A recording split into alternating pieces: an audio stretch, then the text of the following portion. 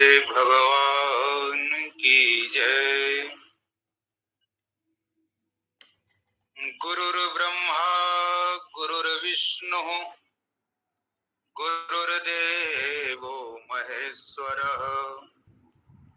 गुरु साक्षात् परं ब्रह्म तस्मै श्री गुरवे नमः।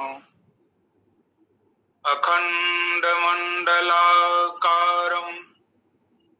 व्याप्तं येन चराचरम् तत्पदं दर्शितं येन तस्मै श्री गुरवे नमः। श्री सद्गुरुदेव भगवान की जय। गुरुदेव भगवान की कृपा से हम सब श्रीमद् भगवद गीता के द्वितीय अध्याय सुन पा रहे हैं। द्वितीय अध्याय के कल तक हम सब ने श्लोक संख्या सुनी। श्लोक संख्या 28 तक हुआ। भगवान श्री कृष्ण अर्जुन को आत्मा के बारे में उपदेश कर रहे हैं। अर्जुन शोकग्रस्त है, विषाद युक्त है। शोक को समाप्त करने का साधन क्या है? हमारा शोक कैसे समाप्त होगा? भगवान ने यह सबसे उत्तम साधन बताया कि हमारा शोक समाप्त होगा आत्मज्ञान से। नित्य आत्म तत्व को यदि अनुभव कर लिया तो शोक समाप्त हो जाएगा, और अनित्य शरीर और संसार को यदि समझ लिया तो वैराग्य हो जाएगा। अनित्य शरीर और संसार में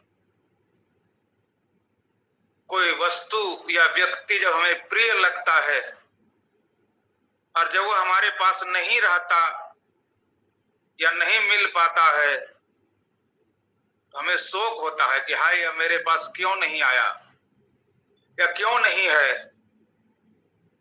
संसार के वस्तु या व्यक्ति अनित्य है। वह कभी किसी के पास आता है और कभी किसी के पास आता है। इसलिए शरीर और संसार में जब कोई फंस जाता है तो उसको छुड़ाने का एक साधन है आत्मज्ञान। भगवान ने द्वितीय अध्याय के 11वें श्लोक से लेकर के यह आत्मोपदेश करना प्रारंभ किया कि तुम उस आत्मा को जानो। अथ चैनम नित्य जातम नित्यम व मन्यसे मृतम तथापि तुम महाबाहो नैवम सोचितुम अर्हसि। शोक करने योग्य तुम नहीं हो। हे महाबाहो, यदि तुम आत्मा को नित्य मरने वाला और जन्म लेने वाला भी यदि मानते हो तो जो जन्म लिया है वह मरेगा, जो मरा है वो जन्म लेगा। जातस्य ध्रुव मृत्युर ध्रुवम जन्म अमृतस्य च तस्माद् अपरिहार्यर्थे न तुम सोचितुम अर्हसि।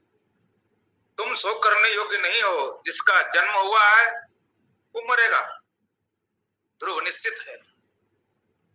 और जो मरा है या मत सोचो कि वो मर गया, कहानी खत्म हो गई उसकी। वह जन्म लेगा, उसमें डरने और घबराने की क्या बात है? यदि कोई मर गया, कल हमने बताया था कि मृत्यु जो है हमारे पास जब आता है उसका सहर्ष सम्मान करना चाहिए। मृत्यु नजदीक आने पर शोक नहीं करना चाहिए, क्योंकि हमारे पुराने शरीर को देख करके मृत्युदेव नया शरीर देना चाहता है। वह सोचता है कि यह शरीर उपयोग करने योग्य नहीं है, अब इसके लायक नहीं रहा, इसको दूसरा देना चाहिए।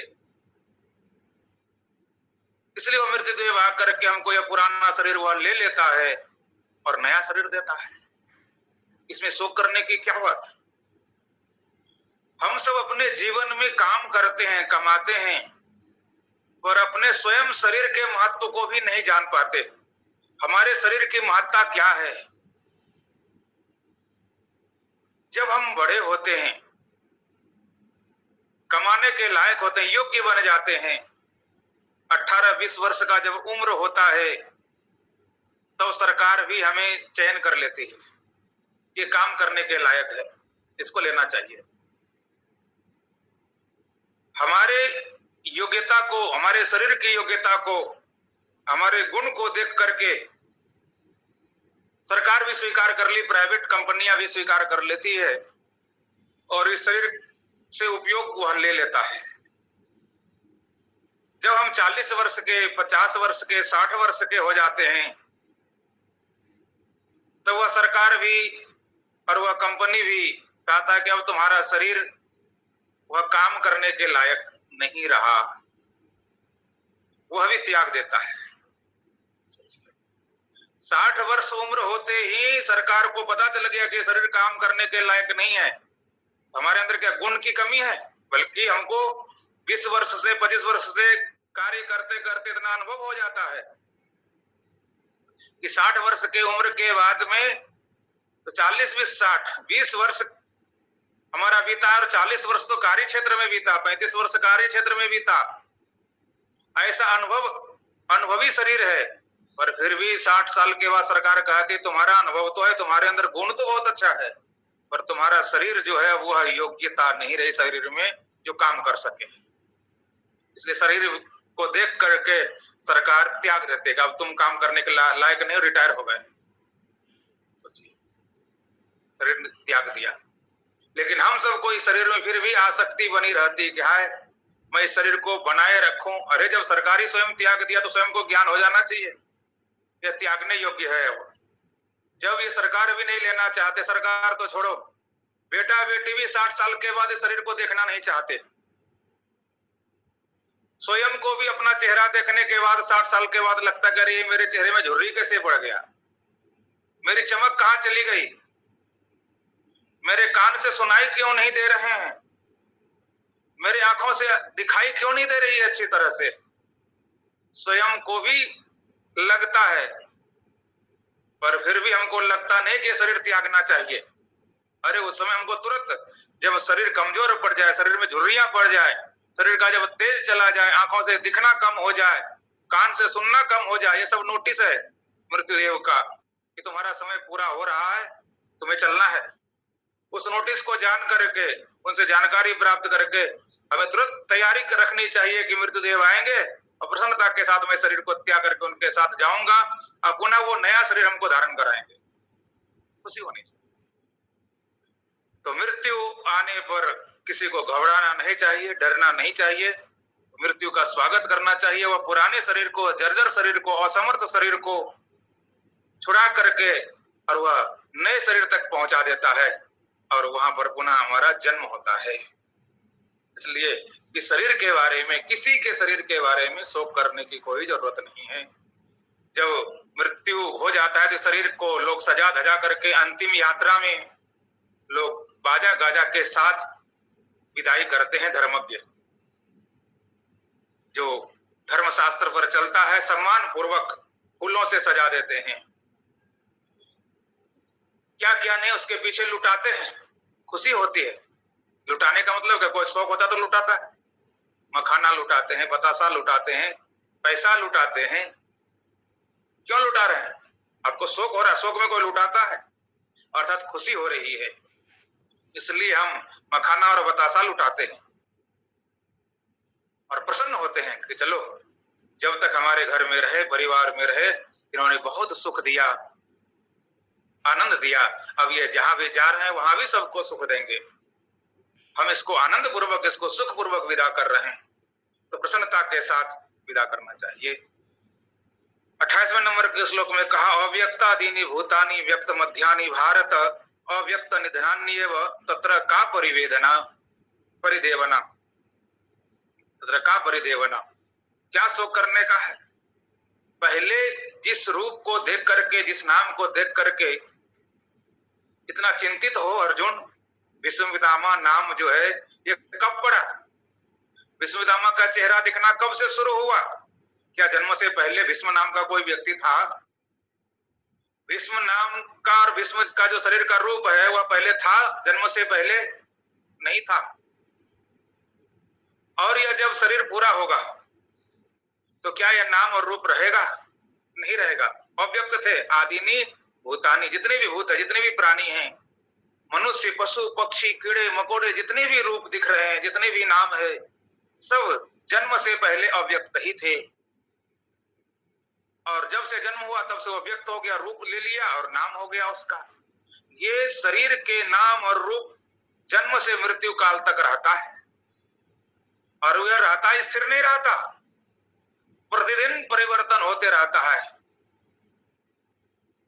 और परिवर्तन होते होते अंत में बिल्कुल सूख जाता है, सड़ जाता है, झुर्रियां पड़ जाती है, और लास्ट में निधनानी, अंत में निधन हो जाता है और समाप्त हो जाता है, और फिर अव्यक्त में लीन हो जाते हैं। तत्र का परिदेवना, उसमें फिर क्या संकोच करना, क्यों शंका करनी, क्यों शोक करना?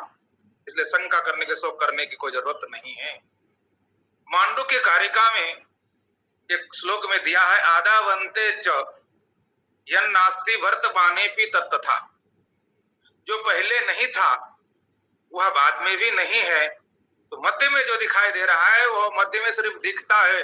इसी को भ्रम कहा गया, इसी को माया कही गई, इसी को अज्ञान कहा गया।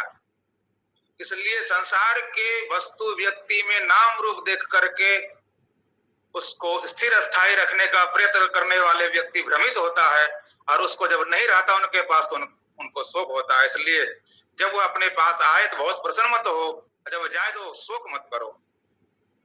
वह जब तक है उसका उपयोग करना और अनित्य समझ करके उनका संबंध बनाना चाहिए। भगवान यह आत्म उपदेश बहुत सुंदर कर रहे हैं, और 2 श्लोकों से करेंगे। श्लोक संख्या 29 और 30। 29 में बहुत सुंदर वर्णन कर रहे हैं। आश्चर्यवत् पश्यति कश्चिदेनम् आश्चर्यवत् वदति तथैव चान्यः आश्चर्यवत् चैनमन्यः शृणोति श्रुत्वाप्येनं वेद न चैव कश्चित्। श्लोक संख्या 29 द्वितीय अध्याय का। आत्मा के बारे में कहते हैं, अर्जुन इस आत्मा के बारे में कश्चित कोई आश्चर्यवत पश्यति, आश्चर्यवत देखता है। आश्चर्यवत, हम सबको आश्चर्य क्या लगता है? अपने जीवन में जन्म से लेकर के अभी तक क्या आश्चर्य लगा, क्या आश्चर्य है? लोग संसार में कहते ताजमहल ये आश्चर्यजनक है, आश्चर्य है। ताजमहल में क्या आश्चर्य है? क्या वो दिन दिन बढ़ता जा रहा है? बढ़ते बढ़ते क्या 10 हाथ लंबा और हो गया? क्या आश्चर्य है? हिमालय पर्वतों से ज्यादा आश्चर्यमय है कि अभी भी किसी व्यक्ति के द्वारा सुरक्षित नहीं, अपने वह सुरक्षित, उसमें पेड़ भी उग रहे हैं, पौधे भी उग रहे हैं, फल भी हो रहे हैं, और उससे ज्यादा लंबा चौड़ा यह हिमालय है। क्या उससे बड़ा यह ताजमहल है? तो हम ताजमहल को देख करके आश्चर्य करते हैं। अजूबा, अजूबा मतलब आश्चर्य। जिसकी बुद्धि छोटी होती है, परिच्छिन्न होती है, सीमित होती है, जिसकी बुद्धि, वह व्यक्ति के बनाए हुए वस्तु और व्यक्ति के कार्य को देख करके वह अजूबा आश्चर्य मानता है। अरे कितना अच्छा बना दिया, अरे जिस परमात्मा ने कितना सुंदर सुंदर नदी और पर्वत बनाए, इससे बड़ा आश्चर्य क्या हो सकता है? इतने अच्छे अच्छे शरीर बनाए, एक तरह का शरीर नहीं, अलग अलग तरह का शरीर। एक एक पक्षी का शरीर देखिए कितना सुंदर बनाया, और मोर को देखिए क्या आश्चर्यजनक है, उसमें कितना सुंदर सा कलर भर दिया है पंख में, कितना सुंदर है। क्या वह आश्चर्य नहीं है? सुग्गा को देखिए, क्या उसके रूप को देख करके वह आश्चर्य नहीं है? जितने भी प्राणी है, जितने भी प्राणी के रूप है, ये ताजमहल से ज्यादा आपको मोर को देखने में आश्चर्य लगेगा यदि आप अपनी बुद्धि को थोड़ा विकसित करेंगे तो। पशु पक्षी को देख करके आश्चर्यचकित होंगे, किसी पेड़ को, किसी पौधे को देखेंगे तो आश्चर्य लगेगा कि देखो यह कैसा आश्चर्य है, ये पेड़ लगा और उसमें फूल खिल रहा है, और वह भी फूल विलक्षण, सुंदर सा, सुगंधि से युक्त, और वो भी अलग अलग, गुलाब का सुगंध अलग, बेली चमेली का अलग, गेंदा का अलग, जूही चंपा का अलग, सबके सुगंध अलग अलग, और सुगंध ही नहीं, कलर भी अलग, आकृति भी अलग। क्या ये आश्चर्यजनक नहीं है? हम परमात्मा की इस प्रकृति को देखेंगे तो गुलाब के पौधे में गुलाब के फूल को जब देखें किस तरह से वो खिलखिलाते हुए खिलता चला जा रहा है, कमल फूल को देखें किस तरह से खिलखिलाते हुए खिलता चला जा रहा है, यह आश्चर्य हमको नहीं लगता? यह मनुष्य का शरीर परमात्मा ने जो बनाया, क्या यह आश्चर्य नहीं है? ये ताजमहल से भी खराब है मनुष्य का शरीर, इसमें अपने आप बाल निकलते रहता है माथे में, ये नाखून बढ़ते रहता है, क्या ये आश्चर्य नहीं है? ये नाक बना दिया, कान बना दिया, ये आश्चर्य नहीं है? और आंख बनाया, आंखों के ऊपर ये बाल लगा दिए टेढ़ा करके तिरछे। यदि भगवान एक दीवार की तरह सीधा प्लेन कर देता, नाक चिपटा कर देता, बिल्कुल ऐसा हो जाता। कान नहीं बनाते, प्लेन कर देते तो क्या ड्रिल मशीन से छेद करते, झुमका लगाते, कुंडल लगाते, क्या शोभा देता? नाक का नक्शा, कान का नक्शा, आंख का नक्शा बनाने वाला, और वो भी एक एक मनुष्य के अलग अलग। देखो तो आश्चर्य में, स्त्री के शरीर अलग, पुरुष के शरीर अलग, एक मनुष्य, एक पुरुष से दूसरे पुरुष का रूप नहीं मिल रहा, दूसरे पुरुष से तीसरे पुरुष का रूप नहीं मिल रहा, एक स्त्री से दूसरे स्त्री का, दूसरे स्त्री से चौथे स्त्री का शरीर नहीं मिल रहा, रूप नहीं मिल रहा। क्या ये आश्चर्यजनक नहीं है? इससे और भी संसार में इससे बड़ा आश्चर्य क्या हो सकता है? कोई इस तरह से बना करके दिखा सकता है? मूर्तियां तो बहुत बनाते हैं लोग, और उसके बाल नहीं बढ़ते, नाखून नहीं बढ़ते, और उसके अंदर में आभा वो तेज नहीं होती। लोग कल्पना भले मूर्ति में कर ले, पर परमात्मा की बनाई हुई जो ये मूर्ति है मनुष्य का, और भी जितने भी शरीर है, इसमें जो एक अलग आकर्षण है, ये आश्चर्यजनक है। किस तरह से शरीर में गुण निकल रहा है, किस तरह से इस आंखों से देखा जा रहा है, क्या ये आश्चर्यजनक नहीं है? कानों से सुना जा रहा है, क्या ये आश्चर्यजनक नहीं है? कि हम सुन कैसे रहे, हम देख कैसे रहे, क्या खाते हैं जो हम देख लेते हैं, क्या ये आश्चर्यजनक नहीं है? देखने के लिए कुछ अलग से कुछ खाना पड़ता है क्या? सुनने के लिए कुछ अलग से खाना पड़ता है कि ये चीज खाएंगे तो सुनाई ज्यादा देगा, ये चीज खाएंगे तो दिखाई ज्यादा देगा? सोचिए। और आश्चर्य देखिए, शरीर की कल्पना में भी आश्चर्य कितना है। आश्चर्य, हम सब्जी खाते हैं, रोटी खाते हैं, दाल खाते हैं, भात खाते हैं, मालपुआ, खीर, पकौड़ी, जो भी मिलता है, चटनी, अचार, सलाद, सब कुछ खा लेते हैं, अंदर पेट में चला जाता है, और पेट में चले जाने के बाद उससे रस बनता है। कैसा मशीन लगा हुआ है इस शरीर के अंदर, और उस रस से खून बनता है। खून बनना क्या ये आश्चर्य नहीं है? कोई ऐसा मशीन निकाला वैज्ञानिकों ने, उसमें भात डाल देंगे, दाल डाल देंगे, सब्जी डाल देंगे, अचार डाल देंगे, चटनी डाल देंगे, सलाद डाल देंगे, ऊपर से 2 गिलास पानी डाल देंगे, मशीन उसको पीस करके उसका जूस की तरह निकाल देगा रस, और उस रस से वो खून बना दे। हल्का जूस को निकाल लेते हैं, पर उस जूस से खून नहीं बना सकता। क्या ये आश्चर्य नहीं है? कौन सा ऐसा मशीन लगा है इसके अंदर में अन्न के रस बन गए और रस से खून बनाने का मशीन किसी ने अभी तक निकाला, किसी वैज्ञानिकों ने? वह ये सेब का, अनार का ये जूस निकला है, रस निकला है और इसे मैं खून बना रहा हूं। ये खून बनाने वाली प्रक्रिया हमारे शरीर में हर नस नस में, रग रग में, नाड़ी नाड़ी में खून दौड़ रहा है। क्या ये आश्चर्य नहीं लग रहा? हमने कभी कल्पना ही नहीं की कि अन्न से रस और रस से खून कैसे बनता है। मशीन तो हमने बहुत देखा, गन्ने को भी पेड़ करके रस निकाल लेता है, पर कहेंगे उसको भाई गन्ना का रस तुमने निकाल तो दिया, इस रस से खून बना दो, मुझे एक बोतल, डॉक्टर के यहाँ एक बोतल खून मांगा है, हमको खून चाहिए, तुम ये सेब ले लो 50 किलो, इसका रस निकालो और रस निकाल करके जो भी 2-4-5 किलो रस हो उसका एक बोतल हमको खून बना करके दे दो, क्योंकि हमको डॉक्टर के पास खून चाहिए। वो निकाल करके दे सकता है? कभी हमने अपने शरीर के ऊपर विचार ही नहीं किया। ये परमात्मा, यह आत्मा क्या विलक्षण है इस शरीर में, शरीरी, इस देह में देही। यह देह में जो देही है वह देही देह में रह करके अन्न के इसे पीसते हैं और पीस करके उसका रस बनाते हैं, रस बना करके उसको खून बनाते हैं और बना करके छोड़ नहीं देते हैं, रग रग में उसको दौड़ाते भी हैं। और दौड़ने के बाद और भी आश्चर्य है, यह देह में रहने वाला देही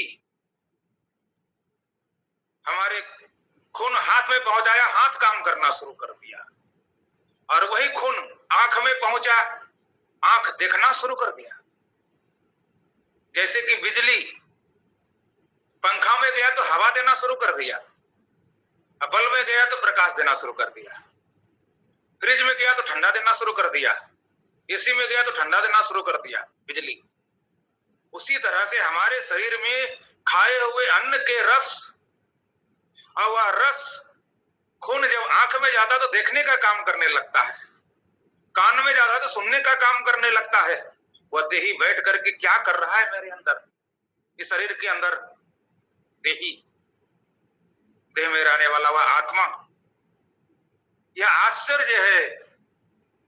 ये सब परमात्मा के प्रकृति को यदि हम विचार करेंगे तो यह आश्चर्य है। एक आश्चर्य और थोड़ा सा विकास और अपनी बुद्धि को यदि विस्तार करेंगे, क्या आश्चर्य है। एक बार यक्ष धर्मराज युधिष्ठिर को पूछा कि आश्चर्य क्या है, बताइए आश्चर्य क्या है। हम सब भी अपने जीवन में सोचिए कि आश्चर्य क्या है हमारे लिए। क्या ये किसी मंदिर को देख करके, किसी मठ को देख के, किसी ताजमहल को देख करके हम आश्चर्य करते हैं, देखने के लिए ललायित रहते हैं, अरे देखो परमात्मा ने कैसा बनाया, तूने अजब रचा संसार खिलौना माटी का। ये अजब, किसी को कहते हैं अजब मतलब अजूबा। इस अजूबा को हम देखना ही नहीं चाहते, हमारी बुद्धि नहीं जाती इधर। धर्मराज युधिष्ठिर से यक्ष पूछते हैं आश्चर्य क्या है। धर्मराज युधिष्ठिर ने सुंदर जवाब दिया, उनको जो आश्चर्य लगा। क्या आश्चर्य लगा? कहा आश्चर्य यह है कि हर मनुष्य के सामने कोई न कोई किसी न किसी दिन मरता है। कभी मनुष्य मरता है, कभी पक्षी, कभी पशु मरता है, मरते हुए देखता है, और कोई न कोई फिर जन्म भी लेता है, मरते हुए भी देख रहे हैं, जन्म लेते हुए भी देख रहे हैं। उनको भी लगता है कभी न कभी मैं मरूंगा, पर उसको यह नहीं लगता है कि मैं मरूंगा।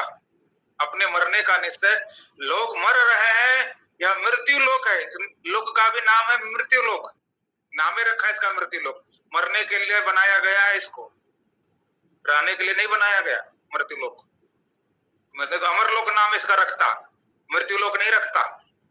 तो मृत्यु लोक में रह करके मरण धर्मा प्राणी मनुष्य को कहा गया, मरने वाला प्राणी, और उसको लगता है मैं अभी नहीं मरूंगा। उसका मृत्यु नजदीक हुई आ जाए तो फिर भी लगता है कि मैं अभी नहीं मरूंगा। अपने मृत्यु पर उसको आश्चर्य होता है, और बाद में फिर यमराज का घर भरता है।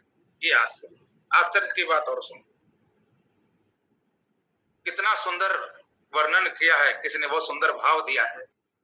आश्चर्य की बात तो यह है कि जिस परमात्मा ने यह मनुष्य का शरीर दिया और इस शरीर में स्वतंत्र रूप से वाणी दी, जिह्वा दिया, मैं इस जिह्वा से स्वतंत्र रूप से भगवान का नाम ले सकता हूं और भगवत प्राप्ति कर सकता हूं। भगवान ने मनुष्य को स्वतंत्र छोड़ दिया कि तुम अपनी जिह्वा से भगवान का नाम लेकर के भगवत प्राप्ति कर सकते हो। पर फिर भी यह मनुष्य इस जिह्वा से भगवान का नाम नहीं ले पा रहा है और इस कान से भगवान का नाम नहीं सुन पा रहा है और मर मर करके यमलोक भर रहा है, यमराज का घर भर रहा है और वहां दुख भी पा रहा है। ये आश्चर्य की बात है।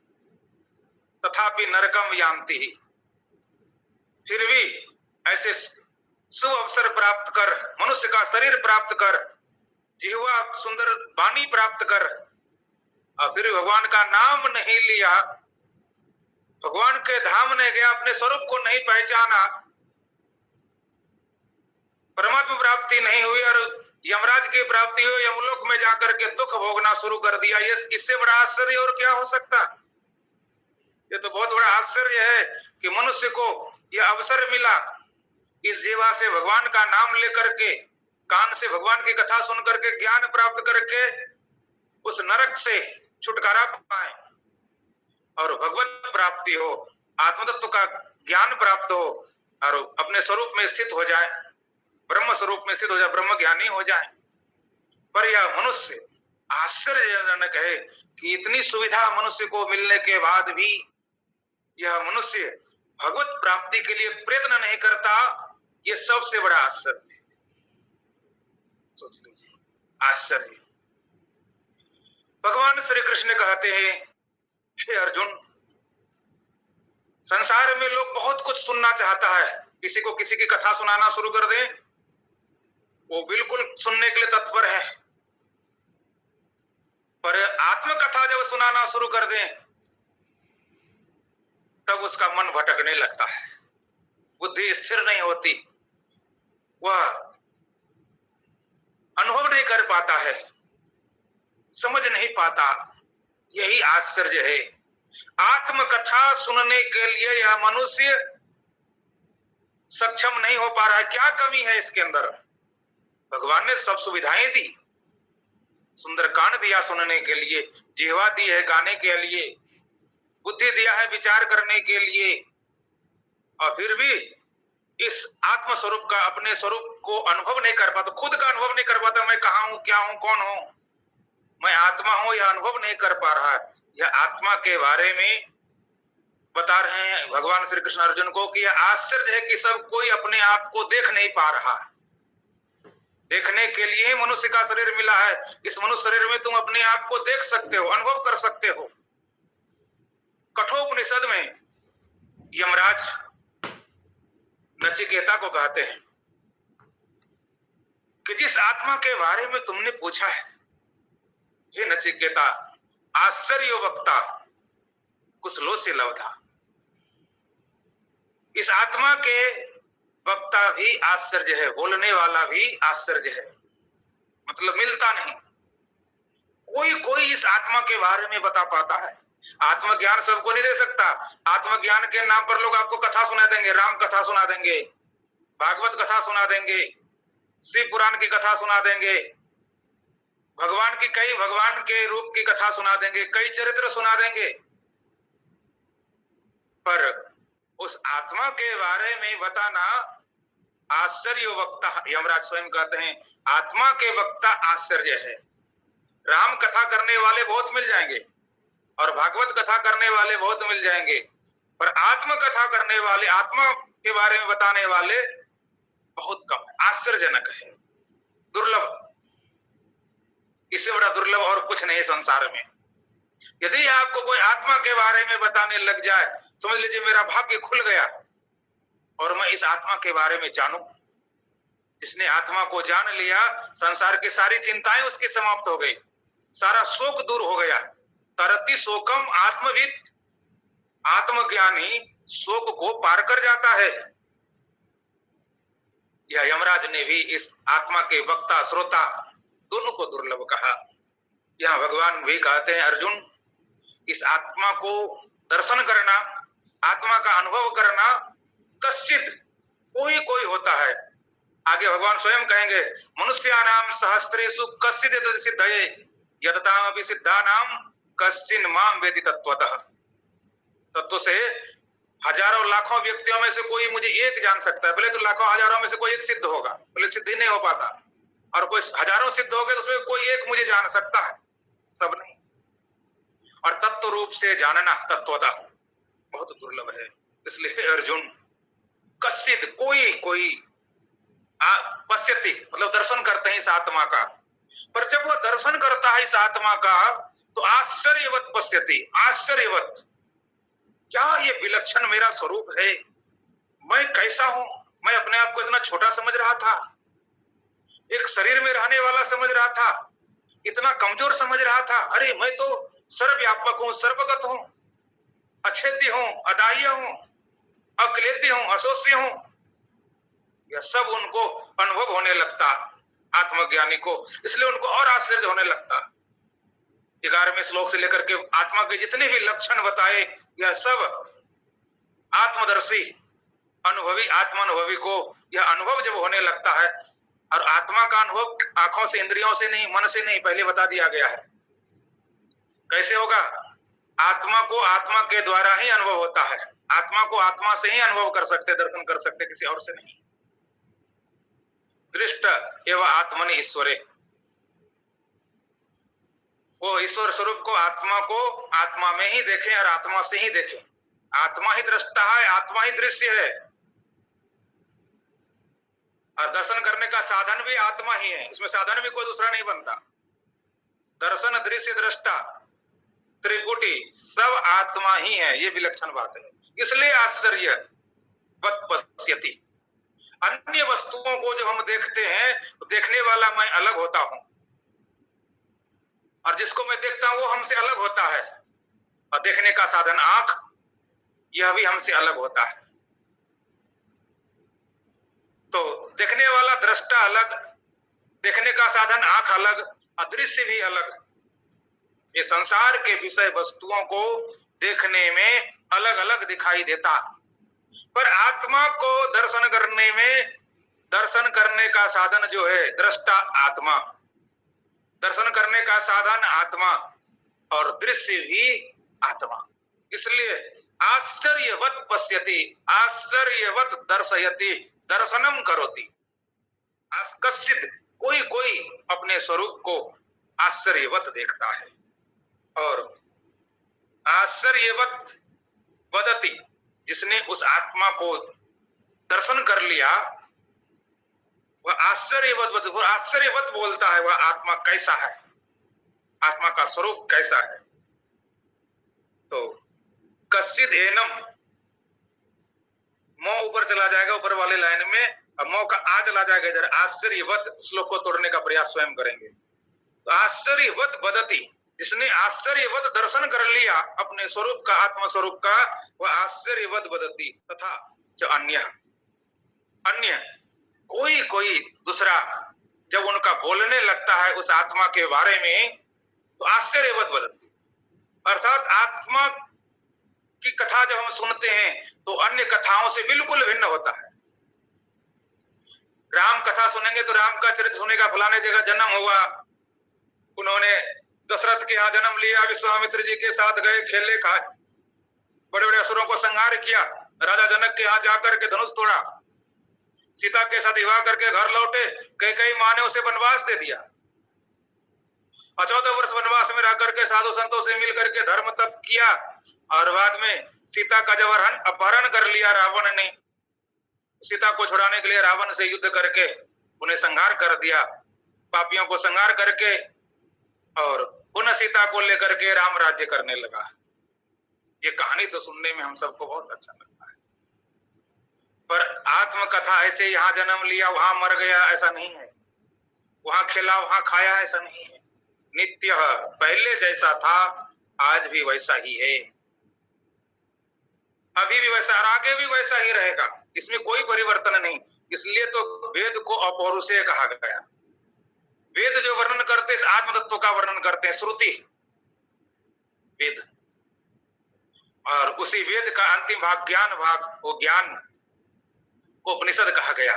गुरु के समीप बैठ करके जब यह हम आत्मज्ञान को उपनिषद को ग्रहण करते हैं, तब गुरु जो ऋषि महर्षि होते हैं, जो आत्मानुभवी होते हैं, ऐसे महर्षि आत्मानुभवी आत्मा के बारे में जब बोलते हैं तो आश्चर्यवत वदति, अन्य महर्षि अन्य ऋषि अनुभवी आश्चर्यवत वदति। और सुनने वाला श्रोता भी कैसा है? आश्चर्यवत शृणोति एनम, आश्चर्यवत। तो आश्चर्यवत एनम अन्य शृणोति, अन्य कोई जो सुनता है वह भी आश्चर्यवत सुनता है। अर्जुन, इसका देखन दर्शन करने वाला भी आश्चर्यमय है, बोलने वाला भी आश्चर्यमय है, और सुनने वाला भी आत्मा के बारे में आश्चर्य। पर एक बात और कही, ये तीन चीज तो आश्चर्यजनक है, दर्शन करना, बोलना और सुनना, ये आश्चर्य। पर सुनने वाले तो बहुत मिल भी जाएंगे श्रोता के रूप में, पर इस कान से सुनते और इधर से निकल जाता है, पल्ला नहीं पड़ता। आत्मा आत्मा आत्मा, क्या आत्मा आत्मा कह रहे हैं? इसमें तो कोई कहानी नहीं आ रहा है, कोई रस नहीं मिल रहा है। कई लोग कहते हैं वेदांत तो निरस है, इसमें रस नहीं, मतलब विषय का रस लेना चाहता है, विषय का अनुभव करना चाहता है। विषय सुख से विषयी व्यक्ति विषय का रस आत्मा में ढूंढना चाहता है, इसलिए उसको लगता है कि ये आत्मा आत्मा क्या है, अरे इसमें कोई कहानी नहीं, कोई हास्य नहीं, कोई मजाक नहीं, कुछ नहीं। तो किसी किसी को निरस लगता है और कहता है आत्मा आत्मा, क्या आत्मा? इसलिए श्रुत्वापि एनम, इस आत्मा के बारे में बहुत से ऐसे लोग हैं जो सुन करके भी कश्चिद न चैव वेदः, वह नहीं जान पाते। ये बहुत बड़ा आश्चर्य है। हम संसार की कथाओं को एक बार सुनते हैं, कान में जाता है, दिल में घर कर लेता, तुरंत समझ जाते हैं। पर आत्मा के बारे में कई बार हम सुन लिए, फिर भी अपने स्वरूप को हम नहीं पहचान पा रहे हैं, अनुभव नहीं कर पा रहे हैं कि मैं आत्मा हूं। इस कान से सुनते इधर निकल जाता है, शरीर में तुरंत तादात्म्य हो जाता है, भूख प्यास सुख दुख में हम फिर पुनः परिणत हो जाते हैं। तो हम यह न वेद, उस आत्मा को सुन करके भी नहीं जान पाते, ये बहुत बड़ा और आश्चर्य है। इससे बड़ा आश्चर्य और क्या हो सकता है कि हम अपने स्वरूप के, अपने आप के बारे में हमने सुना कि मैं आत्मा हूं, नित्य हूं, शुद्ध हूं, बुद्ध हूं, अछेती हूं, अदाह्य हूं, अकिलेती हूं, अविकारी हूं, सुन तो लिया, पर वह न वेद, अपने आप को हमने नहीं जाना, नहीं जान पाते। ये सबसे बड़ा आश्चर्य है। ये आश्चर्यमयी कथा आत्मा की अर्जुन को भगवान ने सुनाई। एक श्लोक आत्मा के बारे में भगवान और बताएंगे, फिर आत्मा के बारे में ने अपने स्वकर्म के बारे में, स्वधर्म के बारे में बताएंगे। आत्मा की व्याख्या विशेष रूप से द्वितीय अध्याय के 11 नंबर श्लोक से श्लोक संख्या 30 तक वर्णन किया गया, इसको कि सांख्य योग के नाम से इस अध्याय को जाना जाता है। और आत्मज्ञान को ही सांख्य कहा गया, सांख्य ज्ञान। सांख्य का दूसरा अर्थ है ज्ञान, पर्यायवाची शब्द है यहाँ पे। 30 नंबर के श्लोक में कहते हैं भगवान, देहि नित्यम अवध्योयम देहे सर्वस्य भारत तस्मात् सर्वाणि भूतानि न तुम सोचितुम अर्हसि। अर्जुन, न तुम सोचितुम अर्हसि, तुम शोक करने योग्य नहीं हो। क्यों शोक करते हो? कहते हैं हे भारत, भारत भरतवंश में उत्पन्न होने वाले अर्जुन, सर्वस्य देहे, सभी देहों में, जितने भी देह है संसार में, मनुष्य का है, पशु का है, पक्षी का है, कीड़े मकोड़े का है, बहुतों का है, सर्वस्य देह, सभी देहों में, अयम देही, सभी देहों में क्या है? देही। देह में रहने वाले को देही कहा गया। देही कौन है? मैं। देही कौन है? आत्मा।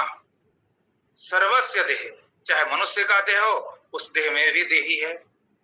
पशु का देह हो, पशु के देह में भी देही है। चींटी का देह है, चींटी के देह में भी देही है। देही मतलब आत्मा, आत्मा है। पक्षी है, पक्षी के देह में भी देही है। भगवान ने देह में रहने वाले को देही कहा। तो सर्वस्य देह, जितने भी देह है, सभी शरीर देहों में यह देही, अयम देही, अयम को देही के साथ जोड़ लीजिए। श्लोक संख्या 30। हे भारत, सर्वस्य देहे, सभी देहों में पशु पक्षी कीड़े मकोड़े जितने भी 84 लाख प्रकार के देह है, अयम देही, यह देही मतलब अयम देही मतलब अयम आत्मा, यह आत्मा देह में रहने वाला देही आत्मा नित्यम अवध्य, नित्य अवध्य है, बद्ध करने योग्य नहीं है, नष्ट करने योग्य नहीं है। नित्यम अवध्य, सदा सदा के लिए अवध्य है, अर्थात कभी नष्ट है। चीटी में चला गया तो दब जाएगा तो आत्मा दब जाएगी, ऐसा नहीं है। वह अवध्य है, नित्य अवध्य है। जब किसी शरीर में आत्मा है, सब शरीरों में रहने वाला, सब देहों में रहने वाला देही अवध्य है। तस्मात् सर्वाणि भूतानि, इसलिए सर्वाणि भूतानि, जितने भी प्राणी हैं, जितने भी जीव है, सर्वाणि भूतानि सर्वाणि प्राणी, तस्मात् इसलिए न तुम सोचितुम अर्हसि, तुम सभी प्राणियों को देख करके कभी शोक मत करो। अतः सभी मनुष्यों को देख करके, दुर्योधन को देख करके, स्वजन को देख करके, गुरुजनों को देख करके, पितामह को देख करके, यह जिस किसी के भी शरीर को देखो, सर्वाणि मनुष्य यानी सर्वाणि प्राणी, जितने भी प्राणी, जितने भी शरीर है, सब में यह शरीर क्या है? अनित्य है। और शरीर क्या है? नित्य है। देह क्या है? अनित्य है। देही क्या है? नित्य है। शरीर नाशवान है और आत्मा अविनाशी है। शरीर मरता है, जन्म भी जो लेता है, हम जो कहते जन्म लेते हैं, यह जीव भाव को प्राप्त करने के कारण से यह कभी मनुष्य का शरीर जन्म लेता है, कभी पशु का शरीर जन्म लेता है, कभी पक्षी के शरीर में जन्म लेता है। ये जन्म लेना और मरना यह वास्तव में शरीर का होता है। सभी शरीरों को यदि हम समाप्त कर देंगे तो जन्म मरण ही हमारा समाप्त हो जाएगा। पर एक बात याद रखना, पहले हमने बताया था शुरू में, यह शरीर हमारा समाप्त नहीं होता। एक शरीर समाप्त होता है, दूसरा और तीसरा शरीर हमारा रह जाता है। स्थूल शरीर तो हमने त्याग दिया, मर गया, पर सूक्ष्म शरीर को भी हम नहीं मार पाते, समाप्त नहीं कर पाते। समाप्त होता है, ज्ञान करना पड़ेगा, साधन करनी पड़ेगी। कारण शरीर को भी हम समाप्त नहीं कर पाते, जिसके कारण से हम नित्य स्वरूप अपने देही को नहीं जान पाते। हमने एक देह को तो जान भी लिया जो दिखता है हमको, लेकिन देह के अंदर में दूसरा देह जो है, जैसे प्याज का छिलका, गोभी का छिलका निकालते जाइए, निकाल छिलका के ऊपर छिलका, पता नहीं चलता अंदर क्या है। उसी तरह से यह देह के ऊपर देह लगा हुआ है, आवरण के ऊपर आवरण है। तो जब तक यह आवरण, शरीर का ही आवरण, हमारे ऊपर तीन तीन शरीर का आवरण पड़ा हुआ है, इस शरीर को हमने जान भी लिया, इस शरीर से अपने आप को अलग भी कर लेते कभी कभी, पर अंदर देह में चिपका हुआ है सूक्ष्म शरीर से। इस कारण शरीर को हमने छोड़ भी दिया, दूसरे शरीर में तुरंत फिर हम धारण कर लेते हैं। दूसरे शरीर को छोड़ दिया, फिर तीसरे शरीर को धारण कर लेते हैं। सूक्ष्म शरीर नहीं छूट पाता और कारण शरीर नहीं छूट पाता। जब तक हमको सूक्ष्म और कारण शरीर का ज्ञान नहीं होगा, उसको नहीं त्याग कर पाएंगे, तब तक संभव नहीं। इसलिए जितने भी शरीर है, एक एक कर को ज्ञान कर, साधना करके, उससे अपने आप को अलग करके। और आदि गुरु शंकराचार्य ने कहा है कि ब्रह्म सत्यम जगन मिथ्या, जीवो ब्रह्म व ना परा। ब्रह्म सत्य है और जगत मिथ्या है। संसार में एक ही सत्य है, ब्रह्म, वह आत्मा। यह जानवर जो भी है सब अनित्य है, माया है, भ्रम है। इसलिए अपने एक स्वरूप को जानना यह जीवन में सफलता है। यही कह करके वाणी को विराम। बोलिए श्री सद्गुरुदेव भगवान की जय।